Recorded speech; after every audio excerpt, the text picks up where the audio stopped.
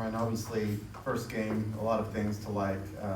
Very little, probably just like 7 different guys getting a touchdown. As fast and physical as you were on defense, kind of what are the takeaways from today that propel you into a bye week and then obviously a much tougher opponent down the road? Yeah, I think today just, I felt like we expected this type of outcome. So nobody was surprised by it. I felt like we just did what we were supposed to do. We've been harping on, especially, first game, everybody's pressing to make plays. So just doing your job, and that's what has gotten you to play efficient up to this point, from spring ball and fall camp. I thought they did that, offense, defense, special teams for the most part. Taking care of the football was the other thing we were harping on. Obviously, we put one on the ground early, but recovered from that. I thought the defense answered the bell when that happened and sort of taking away the momentum. And then the third thing was just respecting the game.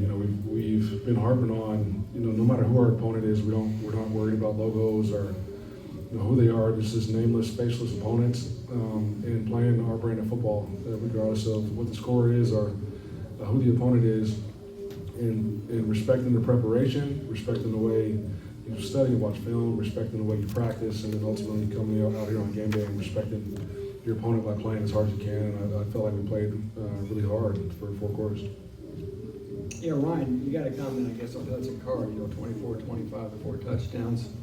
I know I got to call Kyle and apologize for breaking the record. Yeah, just did you think he was going to be this dialed in? I mean, it's obviously a good sign of things to come. You would hope moving forward here, right? Yeah, I think, I'm not surprised because, he's been doing this really since spring ball. I've been talking about how much more comfortable he is, how much more confident he is, and not only the scheme and knowing what we're doing on offense, but just as a leader and embracing his role as the quarterback of this team. I've anticipated a big jump from year 1 to year 2, and it's only 1 game, but I've seen that type of jump in spring ball and in fall camp. Was proud of the offensive line for protecting him, and like you said, we had 7 different guys score touchdowns today. The ball was spread around a lot to a lot of different receivers, tight ends, and running backs. So I thought all those guys did a good job of doing their job. Right. When you look over the guys who made an impact in this game or had moments in this game, it's a lot of second-year guys, sophomores, redshirt freshmen, and not just late in the game either. Is that jive with what you've been expecting from this season team, either through what you saw in camp or just what you've been expecting overall from this second-year group? Yeah, it is what I've expected. Like I said, I know it's different for you guys because you haven't seen the team since the IU game last year, right? But we've seen the majority of the roster since January. So the things that they're doing, it's not unique to them anymore. So I think you can expect the guys that played well today to continue to play well because they approach their craft the right way, and they play football the right way. And so, hopefully this is just a sign of things to continue to come. Ryan, the first game with the helmet communication today, how did that go, and how different is it compared to signaling in from the sideline like you would in the past? It went okay today. There were some technical difficulties kind of throughout with just guys being able to hear or not hear. And then I thought Indiana State did a good job of huddling on offense and waiting until it's past that 15-second mark to break the huddle. So you still got to be able to signal and operate the way you want to operate on offense and defense. I thought Graham did a good job of communicating with the quarterbacks pre-snap and just kind of giving them clues on what to be looking for. And we'll continue to massage it and improve and use it efficiently as the season goes on. Hey, Coach. With the landscape of college football now, with transfers making such an immediate impact, a lot of transfers out there for Purdue today. Talk about Joey Tanoa's growth when just a couple of years ago he didn't think he'd be able to play again, and he's making his appearance here for the Boilermakers today. Yeah, really proud of Joey. You talk about resiliency. He embodies that. When we got him here in January, you could tell he hadn't played football in a long time. You know, he was really down in his weight. You know, he would get sore through workouts, but you know, he's a resilient guy that really loves football, and you know, he has put his head down, went to work, and hasn't complained about anything, which is why he's 300 plus pounds now, and been able to give us some quality, significant minutes.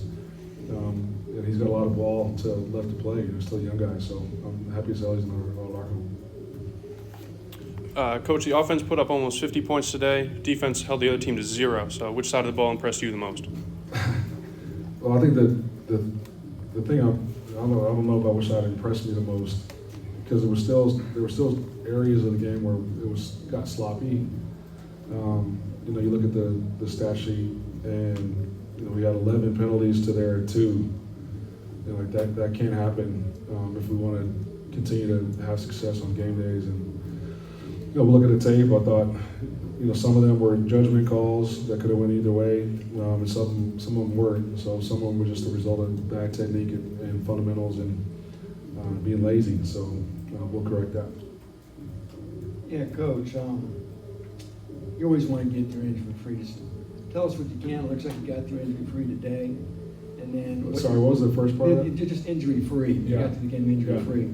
And just also, and what your plans are for this off week. You got 2 weeks now to prepare for Notre Dame.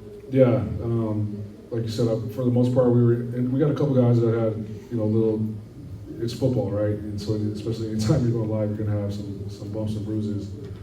But I am happy that we have a bye week next week. You know, one, to continue to improve on, you know, some of our technique and fundamentals, and learn from some of the mistakes we made today. Also to get back healthy and add some guys that were out today, and so that we can really get going, because the season is here for real now. You know, from a scheduling standpoint, we'll get in tomorrow and watch the tape and put the game to bed. The guys will work out, and so we'll make some corrections tomorrow. On Monday they'll have off. On Tuesday, you know, they'll work out. We'll get out there and practice. Probably do some good on good, just to continue to work on speed of the game. Introduce some early downs from Notre Dame. Wednesday will be a more Notre Dame centric practice while still getting some good on good work. And then Thursday will be a lighter day, but all Notre Dame. We'll give them Friday, Saturday off, and then Sunday we'll have a Tuesday type practice for the Notre Dame week, and then off Monday, and then on the game week. Just wanted to get your reaction to the 2 true freshmen who started today, and what you saw from both of them, Teron and Shamar, and what they were able to accomplish and have some success maybe in the debut. Yeah, you know, like I said earlier, just about all the guys. Like I saw what I've been seeing, you know, in fall camp, because we got both those guys here in June. You know, both of them physically don't look like freshmen, and they don't play or practice like freshmen either. And that's both from a physical and a mental standpoint. You know, anytime you can be a starter game one as a true freshman, that means like you are fully comfortable with the game plan, fully comfortable with the adjustments within the game plan. And that's hard to do, and especially when we didn't have them in the spring. So that just is a testament to, you know, one, how much affinity they both have for learning, and two, how our staff has prepared them, knowing that they're in our best 11 from a talent standpoint, so getting them up to speed so that we're not hindered on what we can call on game day. And you know, we saw both of those guys play really well. I thought Shamar also blocked really well on the perimeter. He sprung some runs. And I thought Teron played tough and physical. You know, he got beat on the angle route early, and they tried to run it again, and he was all over it. It just is a testament to the type of learner he is. And you know, sky's the limit for both of those guys, and I'm happy as heck that they play for us. Ryan, Leland Smith was a late addition to this class, and a guy who had been at Fullerton College, big wide receiver, had a big day, nice acrobatic catch, blocks a punt. What was it about him that you felt like we have to make room for another guy in this signing class? Well, we have been recruiting him for a while. He didn't graduate until later. So, but you know, he's 6'4", 220 and is one of the probably top 5 fastest guys on the team. And so, like, you know, he's been doing that kind of stuff in fall camp. And, you know, anytime you got a bigger guy and you know, corner pressed up and you check and fade, you know, the odds are in your favor, especially when Huddy is throwing the ball the way he's throwing it. So, was happy he was able to get out there. Also got a block punt today. It was funny because Coach Petrelli last night, he said to the whole special teams unit, like, I've seen it, Leland, I've seen it. You're going to block a punt. I don't know if it's tomorrow or when it's going to be, but you're going to block a punt. And it sure was today. So, you know, Coach Petrelli's, I'm going to start calling him the prophet. Hey, Ryan, can you talk just real quick about special teams, your impressions overall? Yeah, you know, I got to go back and look at the kickoff return they had. They were late. You know, what was the issue? But you know, I thought you know, we were clean from a substitution standpoint. You know, Spencer didn't have an opportunity to kick a field goal, but thought the ball was coming off his foot and the PATs well. I thought Ben Freehill did a nice job, you know, putting most of them through the end zone. Thought Keelan did a heck of a job as the punter today and giving us good hang time and good ball locations. I thought we protected him well. You know, I think we got the best special teams coordinator in the country, and you know, those guys play hard for him. President Chang was at practice yesterday. What did he have to say to the team? He fired us up. You know, you guys know him. He's full of energy and a brilliant public speaker. So he, in his own way, he got us motivated. Any more questions for Coach Sam? You mentioned about having to call Kyle Orton about the record going down, but that top 5 list is 5 guys who started in the NFL. Was that a pitch to Hudson when you're trying to get a quarterback? It's like, hey, this school produces NFL caliber quarterbacks over and over. Yeah, it helps that he's from Austin, and so is Drew Brees. You know, so there was some understanding of sort of the history here at that position. And you know, it's our job to try to make him part of that you know, that crew, that tradition here. So, you know, good start. The opportunity to kick a field goal never presented itself today, but Porath obviously handled all the PATs. How are you going to approach field goals if that didn't come up, and I guess what's the situation? Yeah, I mean, Spencer would have handled the field goals, and Ben right now is handling the kickoffs. Any more questions for Coach? All right, thanks, Coach. Yeah. Club players. Hold on, I got to shout out Ross 8 again. This was the largest season opening crowd since 2005.